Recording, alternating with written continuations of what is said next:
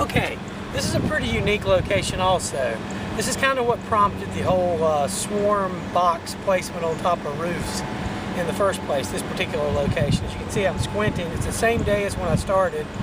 And again, it's March, very early March, the 1st of March.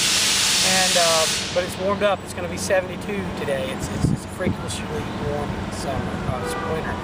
But what attracted me to this location is my real job as a painting contractor.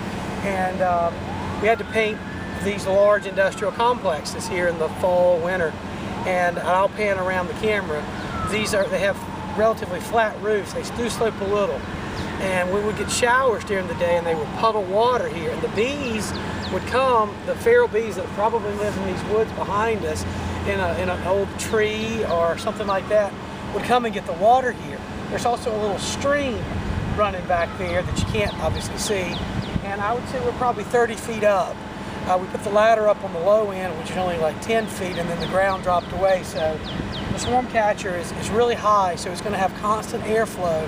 Well, not constant, but a lot more air movement than down lower, which hopefully the pheromone lure and the lemongrass oil will be taken out. And interesting enough, right here behind me, I don't know if the camera can pick that up, there's a red maple that's about ready to bloom, and there's a whole bunch of others back there.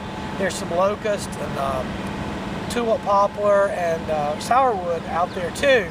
So I would love to catch a swarm in here, just set my hive up right here. I have the approval of the owner of this complex, Paul Saperstein, who was kind enough to let us use this this location. I'm going to put 2 more out. There's a total of 6 buildings here, so I'm going to space them every other building to cover as much area of this kind of industrial area that borders this big wooded area with these nice big trees. And most of the bees actually get their pollen from trees, not the ground cover flowers and stuff, because they have a much higher concentrate of bloom, and in the spring they can really concentrate on one tree. The whole hive can really work over a tree. So here's my swarm trap here.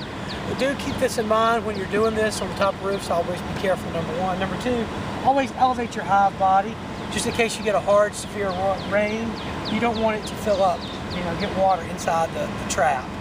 Once we catch a swarm, hopefully, I'll build a little structure and actually put the hive on that, but I'm not going to go through that work until we catch one. So again, I'm going to walk to the camera and pan back and let you see the little puddles and this huge complex. The top of this building is white, which is kind of why I went with a dark one here.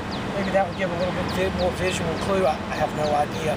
Again, we'll keep records and see. So let me pan back and then we'll go to the next building.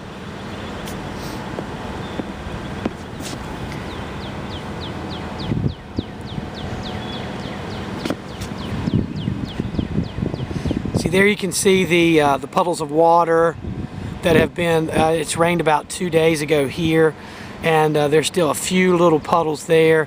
So hopefully that'll be another attractant that the bees, you want to put these swarm traps in areas that the bees normally use as flight paths or they're familiar with anyway, so it'll be easier for them to locate it.